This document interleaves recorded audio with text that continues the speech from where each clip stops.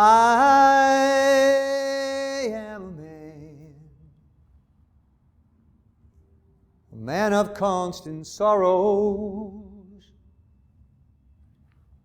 I feel troubles all my days.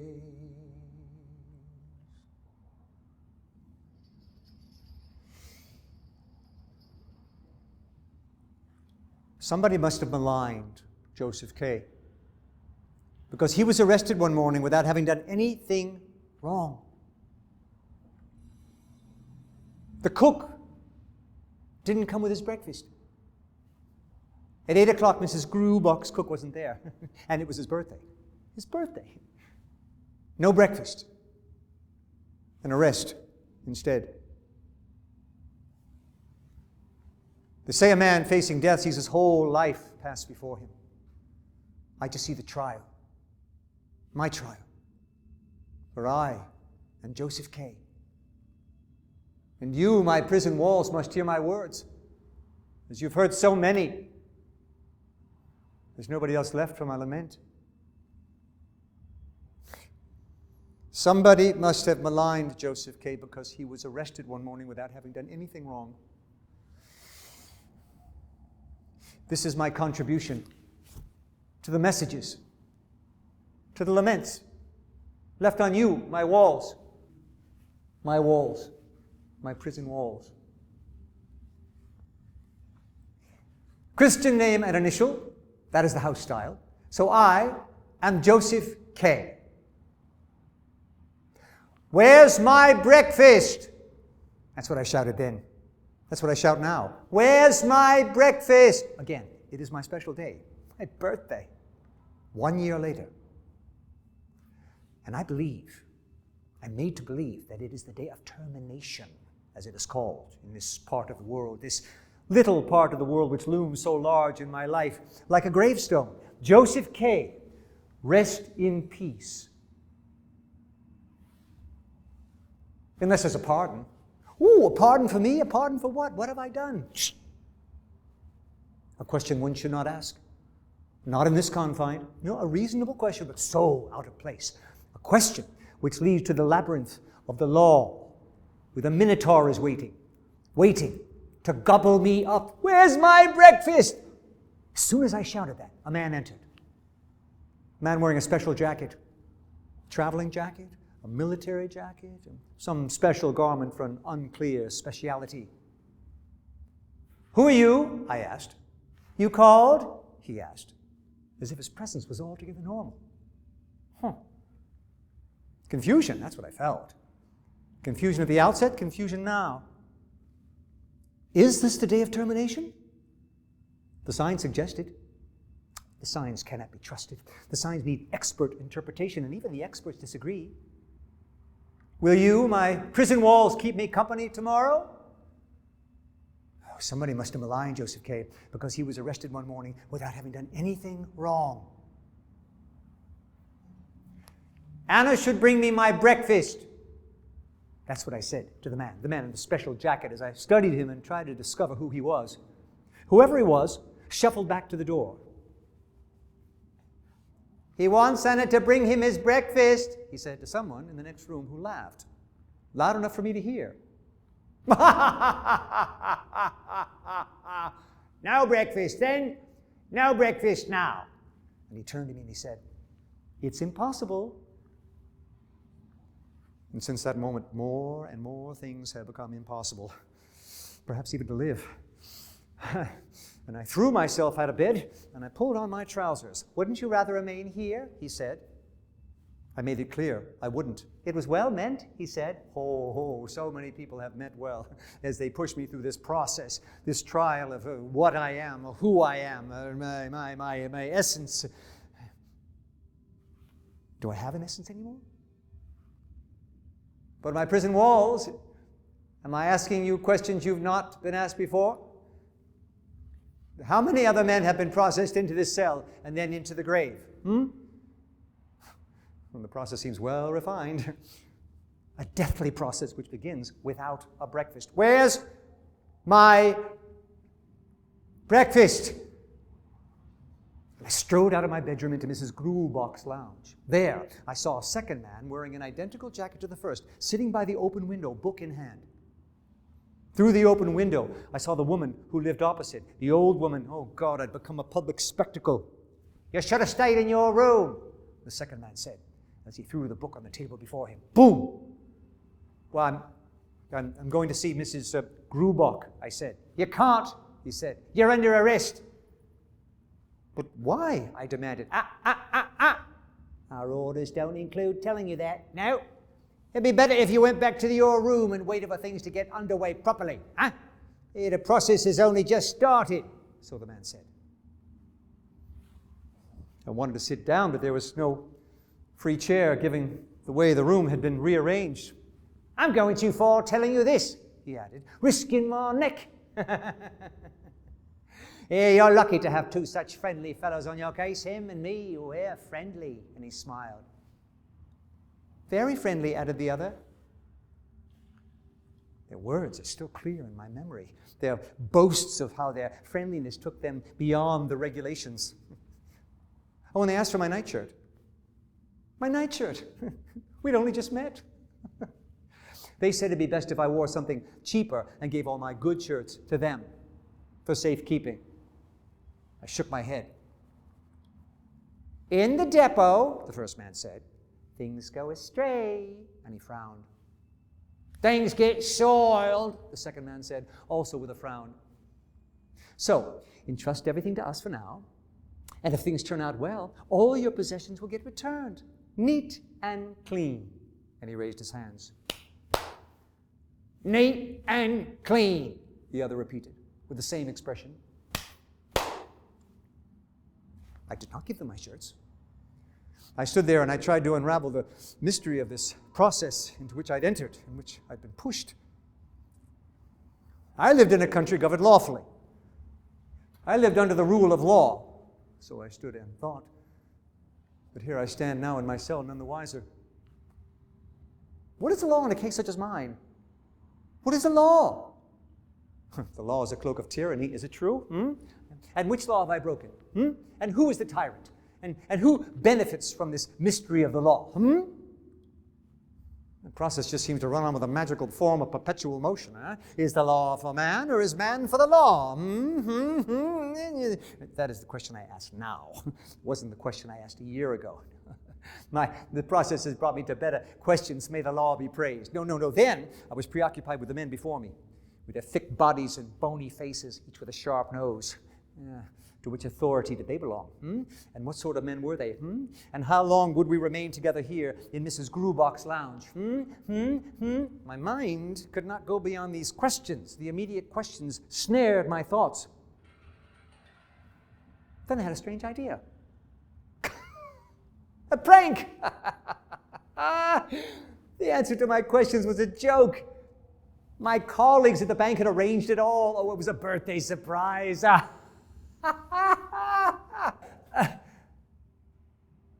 But here I am in my cell, none the wiser. If it is a joke played by a higher authority than my colleagues at work. It is a vicious joke. It is a deadly joke. It is a joke at which I find it hard to laugh. But who is laughing at the games played by the law? For whose amusement does the law exist?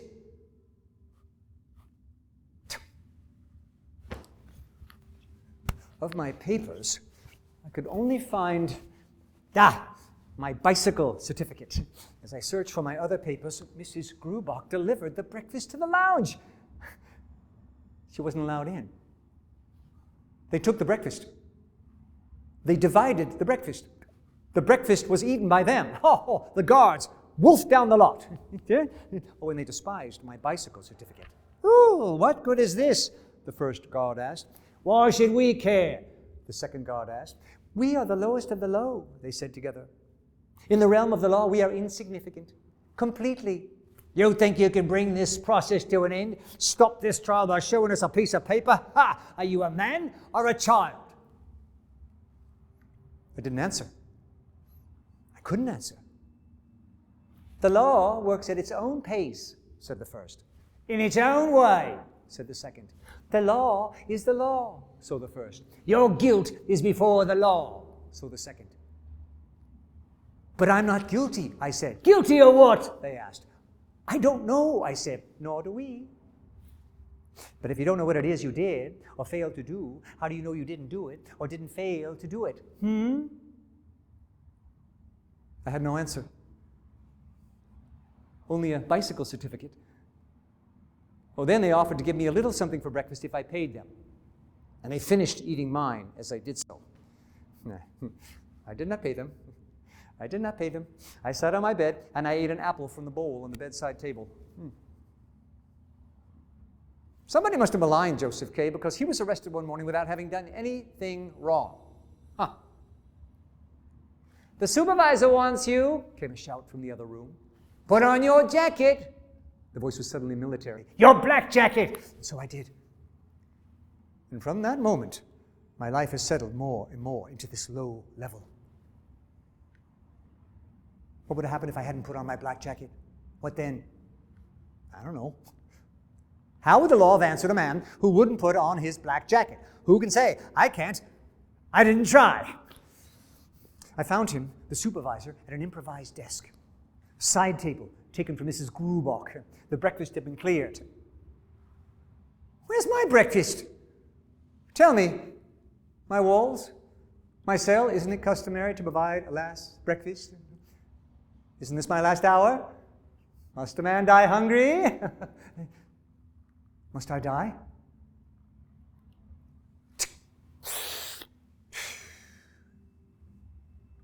You were surprised by the course of events this morning? So the supervisor asked.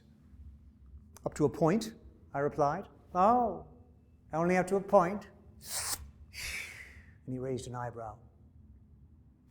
I've reached a mature age and struggled alone in this world and learnt a few things or two, and this seems like a joke. But now it has gone too far, and so I won't say it's a joke. And I struck the wall with my fist. Completely correct, the supervisor said. But all that time he'd been playing with a candle and a box of matches, as if his thoughts were elsewhere. What is the charge? This I demanded. What is the charge? My conscience is clear. I told him that. It is still clear, even though my mind is muddled a little by the whirl of events, by the lack of a breakfast. I know you're under arrest. That's all, the supervisor said. For what? I asked him. He looked at me. For what? I asked again. Oh, overall, you've made a good impression. Don't spoil things by asking such questions. Don't spoil things by proclaiming your innocence. His words astounded me. I was left even further puzzled by his statement that I could go to work.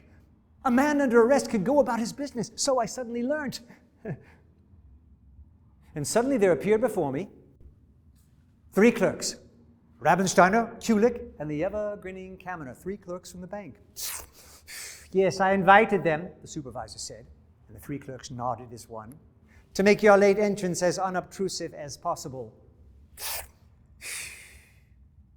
And so I went to work, a year ago, today. Oh, somebody must have maligned Joseph Kay because he was arrested one morning without having done anything wrong. Where's my breakfast? Is this the condemned cell?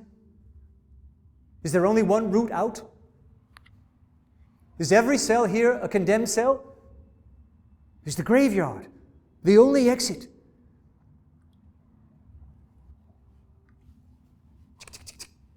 Ding. But the day passed normally. Ding. The day of the arrest was otherwise normal.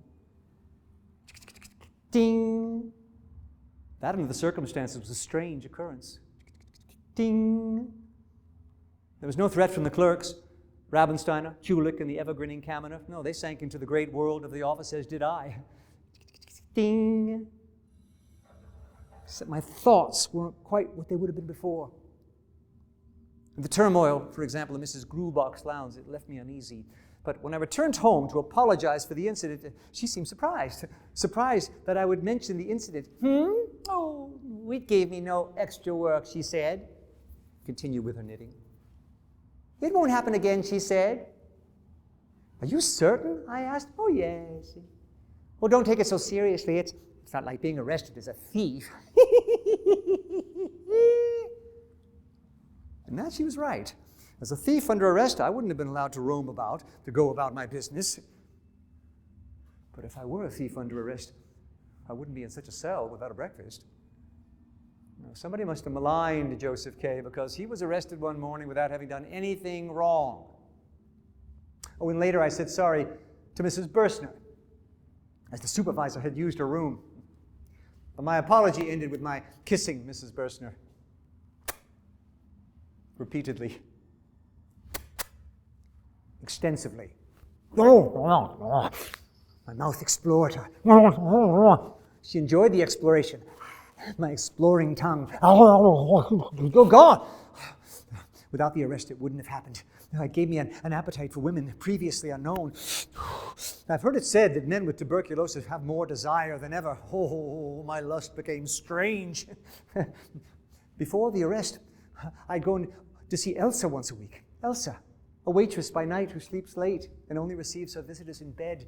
But Elsa was no longer enough. I needed Elsa supplements. Oh, somebody must have maligned Joseph Kay because he was arrested one morning without having done anything wrong. Ring! Ring! Ring! They summoned me by telephone. I was summoned to appear on a Sunday. Somebody summoned me for a little investigation. It was made clear that this was an irregular investigation and that others more regular and frequent would follow. When I was given the number of a house where I'd never been before, a house in a suburb remote, unremarkable and tranquil, an ordinary house in an ordinary place. And there I went, determined that the start of the process would also be its end. But it has ended otherwise. I went, even though the deputy director invited me to a party on his yacht. So I had to decline. I had no choice. Well, no more invitations now. No more parties for Joseph Kay. No, never. Never more. And on my way to the distant suburb, I saw the three clerks, Rabensteiner, Kulik, and the ever-grinning Kaminer, the first two sitting in a tram. The third grinned at me from a terrace cafe. Then he stood and bowed in my direction. Kaminer bowed over the parapet. I gave him a nod and went on my way. I found that street in the distant suburb, a street remarkable for its complete unremarkability. Uniform houses, left and right, tall and gray. Poor people, tenants, relaxing in the street, leaning out of windows, doing nothing. Happy, idly happy. I found the house. There were no windows indoors, and I had no instructions, no detailed instructions. I made my way through a crowd of children playing in the courtyard. A ball bounced against the lowest stair in the staircase. I climbed those stairs. No worse a choice than any other, it seemed. On the first floor, the true search began. There were women and children milling about. The doors were open. People were lying on beds, half-dressed. I climbed higher. The scene repeated itself. The same sort of people as well, and so on. To the fifth floor. You're late. An hour and 5 minutes late, I was told. I'd found the court. The huge, crowded room, dusty and shabby. But I'll make an exception this time. Step forward. It was a short, fat man who never stopped panting. He sat at a low table with lackeys crowded all around. I'd interrupted their chatter. You're a house painter, he said. Well, I'm the chief officer in a large bank, I told him. Everybody laughed. I could not help but laugh with them. Then a lackey leapt up and threatened the people in the gallery. Order was restored, the laughter stopped, but the mistake gave me an opening. An error which is typical, I cried. I denounced them. Investigators, judges, guard, supervisors, spies, informers. And not for me alone did I speak, but for every man. No, I railed against corruption. I railed against incompetence. I told them about the guards, How they'd wanted my shirts, how they'd eaten my breakfast. Breakfast as well. I told them that. Oh, the gallery loved it. Bravo, they cried, and out I walked. One moment, called the judge. I paused at the door. Today,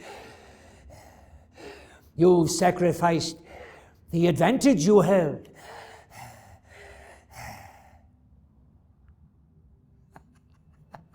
I laughed. I ran down the stairs. Oh, somebody must have maligned Joseph Kay because he was arrested one morning without having done anything wrong. Oh, and the next week I couldn't believe I was done with the court. I wanted to believe, I couldn't believe. I waited for a phone call. None came. No appointment was made. But I went anyway on a Sunday morning. Oh, the people on the stairs greeted me. They remembered my face. I knocked at the door of the court. But the only answer came from a woman nearby. There's no session today, she said. But why? I asked. She didn't answer. She opened the door. She waved her hand to emphasize the emptiness of it all. We live here, she said. My husband's the caretaker, but we have to vanish when the court is sitting. And I looked at the court's books, though she said she'd report me. The books were full of pornographic pictures. Yeah. Then she said she feared for me, and she pulled me away. She took my hand and told me that as well as being married, she was the girlfriend of the student of the court, and I had beautiful eyes. She told me that beautiful eyes. Friendly woman she seemed, generous in many ways, but I doubted her ability to help, though she protested that much lay in her power, or at least in her influence. She said she knew my judge, and that last Sunday he'd sat writing late, and she brought him a lamp, a small lamp, and he'd been quiet and unobtrusive. And a man had put back the furniture, and they'd forgotten the judge and gone to sleep. But the judge had come to look at her that night. She'd woken up and found him standing above her, lamp in hand, and only his friendly expression and gentle words stopped her crying out. He said, she told me, that he only wanted to return the lamp, but he would never forget the sight of her sleeping so deeply. And he left. But through the student, he'd given her a present, silk stockings. Then she laid back and lifted one of her legs and asked me to admire her stockings. Go on, admire them. Do. And I did. But at that very moment, the student arrived and carried her away, though he had bowed legs. I protested. She departed, waving to me while slung across one of his shoulders, though he had bowed legs, yes. Somebody must have maligned Joseph Kay because he was arrested one morning without having done anything wrong. I hit him. He staggered. He carried on. I hit the student hard. He got away. He didn't defend himself. He staggered away. She waved and smiled. Afterwards, her husband came. He arrived after having been sent away on an errand, deliberately removed from the scene. Enraged but powerless, he had vicious thoughts, violent thoughts, very violent. He has them still, I'm sure, but to me he was kind. He calmed himself. He showed me the waiting room, a corridor with benches. A few wretches waited. They sat waiting without hope. Then the caretaker left me with directions to get out. I got lost. And in the stifling air of the court's corridors, I thought I was going to suffocate. A sudden change seems unreal looking back. Perhaps I'm used to bad air. Now I've acclimatized and now I've breathed enough of the law. But even so, the memory seems strange. 2 court officials found me. They protested. They weren't hard-hearted. We've soft hearts, they claimed. They said their duties made their hearts seem otherwise. What strange creatures they are in my memory. They showed me the exit. Oh, free of the air of the court, I came to life. I ran down the stairs at a velocity that startled onlookers. They stared in disbelief. Could I have ever flown down any stairs at such a marvelous rate? And the memories become stranger. Late the next evening in the office, when I was about to leave, I heard strange noises coming from a junk room, from what had always been a junk room. I stopped and listened to the junk room door. I heard it again. What I had suspected, a swish and a moan. Oh! The junk room door yielded to a light push, and there I saw a man in leather, though his arms and shoulders were bare. He was beating the men who arrested me. He had them helpless. Oh! The bound men looked at me and cried together, "It's your fault." I didn't know what to say. "You complained to the judge," said the first. "You did," said the other. "You said we wanted to take your clothes." "But you did," I said. "But it's the tradition," they said together. The beater beat them again. "Oh, we're married men," said the first. "We are," said the second. Oh, I could see that more was intended. I left them to their fate. Such things I remember. Has the law done this to me? Did the law do this to them? I couldn't protect them. They were under the whip. They cried out. I went down the corridor. A clerk stopped me. He asked if I'd shouted. No. It was a dog, some dog in the courtyard. The next day, the same thing, the same experience. So I remember. I told the three clerks to clear out the junk room. Ravensteiner, Kulik, and the ever-grinning Kaminer. They did it. They cleared the room. Oh, somebody must have maligned Joseph K. because he was arrested one morning without having done anything wrong. And still no breakfast. My uncle arrived. My uncle from the country. My uncle, the landowner. Yes, he barged into the office. Oh, God, I'd expected it and dreaded it, though it proved less dreadful than the expectation. My uncle, my guardian, is kind, but difficult. Very difficult. I closed the door. He ignored the armchair. He sat on the desk. Under his bottom, he shoved my papers. It made him comfortable. "Joseph, what's this I hear?" Word of the trial had spread. "Well, what do you say?" He pressed the point. "It's true," I told him. "True? What's true? Why? A criminal trial? Oh, surely not a criminal trial. Oh, you sit here quietly." Thus, my uncle. I suggested we went for a walk. "Oh, good name," he protested. I led him out. His voice was loud. The walls were thin. All could hear all. On the stairs, he continued. Through the hall, he continued. On the street, he continued. "Joseph, you're a changed man. I praised your intelligence, but now, I damn your indifference. It will drag us all down, all the family." This I didn't understand. How could it touch my uncle and the others? He said nothing. He waved his hands. He rolled his shoulders. He gesticulated. He hailed the taxi. He pushed me in. He took me to see a lawyer. Hold the lawyer.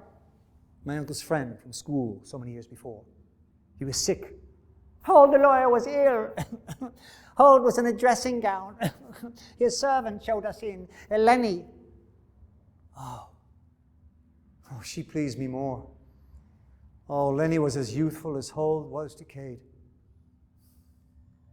I smiled at Lenny while Hold talked of his health. "Oh, it's hard to breathe. It's hard to sleep. It's hard to move. But Lenny is good to me." I smiled some more. My uncle talked. The lawyer talked. Lenny slipped away. I slipped away. But the lawyer was half dead. Lenny was so alive. Lenny was life itself. Lenny was a lively lover. Yes!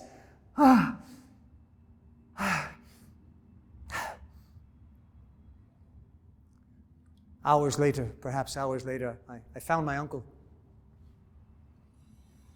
He was standing in the street. It was raining. He was wet through. He raged at me.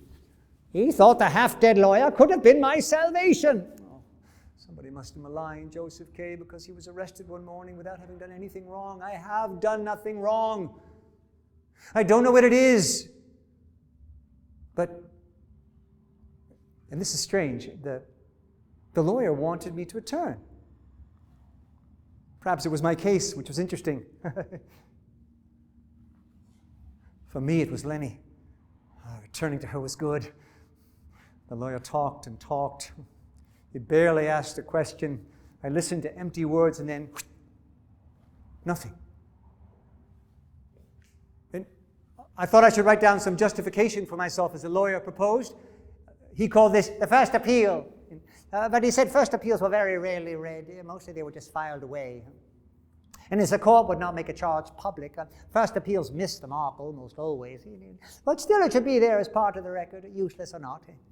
And he said he'd had great successes, but they were all secret, and he was shy of talking, but defense lawyers weren't sanctioned by the court. The court merely tolerated a defense. But he said he was vital to me. And then he was silent for a month. And in that month, I sought out the lawyer's room. In the court, they had a place, a cubbyhole, into which the lawyers clamored, and they lay on the floor around a gap in the boards. There was a gap, too small for a man, but big enough for his leg. A careless man's foot could be seen dangling below. The lawyers looked homeless. They looked like refugees. They looked like fugitives. My lawyer said he was vital to me, and they lay on the floor around the gap in the boards. But for a month, my lawyer was not seen. Did it make a difference? Was not this always my end? This cell? This doom? This lack of a breakfast? Even so, my mind was plagued by my trial and the creeping fear of some sudden turn being made unexpected. But was anything there ever sudden? Files and papers were shifted by officials and their clerks and seemingly studied, but to what end? The process started, the process continued, the process neared its end. End without a breakfast. Breakfast! Answer came there none. And my appeal blocked my work. My futile appeal obstructed my office work. My thoughts of work drifted off into confusion. The confusion of the trial spread over my entire life. In confusion, my mind sank. The deputy manager held my clients. Oh, God, I felt shame. That feeling clear. All others confused. The deputy manager lightened my office burden. The burden of the trial was enough to drag me down. Elsa and Lenny provided consolation. It was something. It wasn't enough. Elsa and Lenny, are you thinking of me now? Elsa and Lenny, are you with other men now? Elsa, Lenny, farewell. And the word spread. Word of my trial. Even one of my clients suggested a contact and gave me a letter of introduction. Titorelli, artist, the name, the title, a painter of the court. A court painter in such a shabby place? But it was true. When he lived in a place even shabbier than the court, the shabbiest of tenements is where he lived, with a crowd of girls, little girls, lurking around his room, fascinated. And he was surrounded by paintings of judges, senior judges, I thought.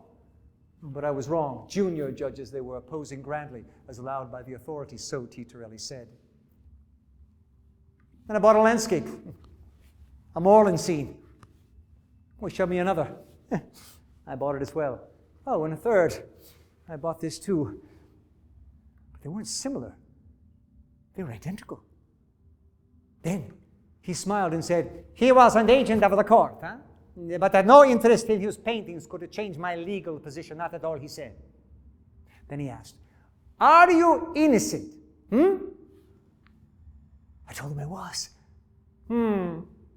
According to the law, the innocent man will be free, said Titorelli. But the court only accuses the guilty, so Titorelli said. Accusation becomes a proof, or one might say. Huh? But if actual acquittal can only be dreamed about, there remains apparent acquittal and prolongation. Huh? Apparent acquittal requires the signature of a certain number of junior judges. How many is not certain, but the more the better for a petition. Huh? This cannot put a case to sleep. But he can be woken up, one might say, at any moment by the senior judges, and there'll be a new arrest. Wow. So I asked about prolongation. Prolongation, said Titorelli, needs a constant vigilance. Huh? The case never sleeps, but the accused can keep it restrained. Held on a leash, one might say, at the first stage. Huh? But a moment's distraction will see the case slip at a leash and charge on, and you'll be helpless. And Tito really stopped, turned, and showed me the door, and I found myself in the offices of the court, and he seemed surprised that I was surprised. I staggered away.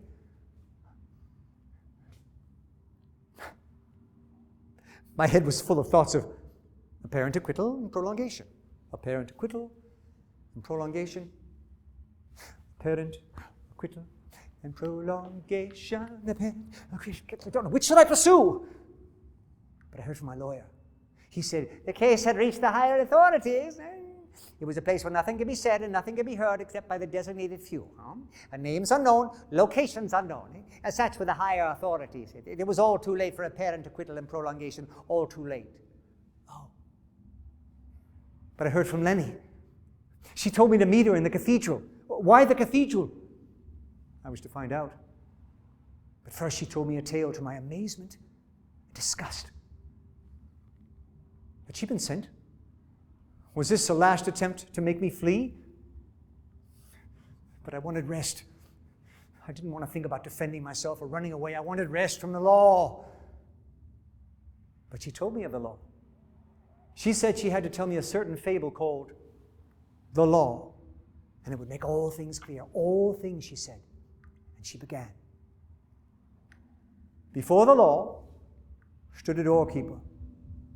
And before the doorkeeper stood a man. And the man asked to enter. And the doorkeeper said, no, not just now, perhaps later, perhaps. And the man looked past him impatiently. And the doorkeeper invited him to try and enter without permission. But I am powerful, he said. Before the next door is a doorkeeper more powerful than me. And I can't even face the gaze of the third doorkeeper.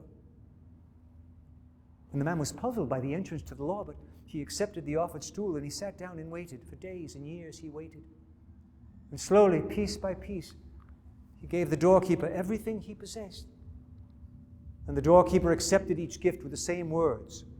I take this only so that you will not feel that something has been left undone. And the man wasted away. But the doorkeeper remained upright and strong. And finally, when the man had shrunk to almost nothing, he said to the doorkeeper, tell me, in all of these years, no one else has approached this door. Why is that? And the doorkeeper, seeing death nearby, bent down and told him, this door was for no one but you. And now I'm going to shut it. Boom! So much for Lenny's fable. She left me at the door of the cathedral. She kissed me. She walked away. 2 men appeared.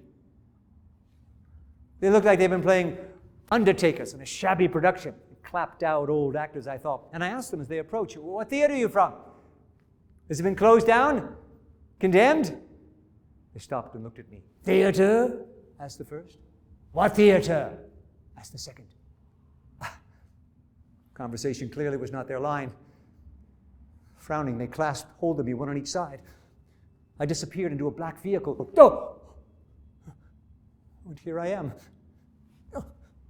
And here they are, the 2 men for today's work. Oh, and they brought witnesses, even witnesses. Ravensteiner, Kulik, and the ever-grinning Kaminer. No.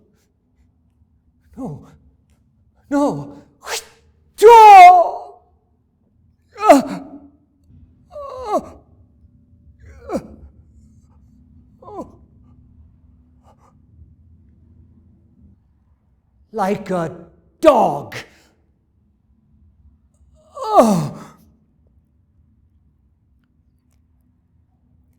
Find the cost of freedom, buried in the ground. Mother Earth will swallow you. Lay your body down.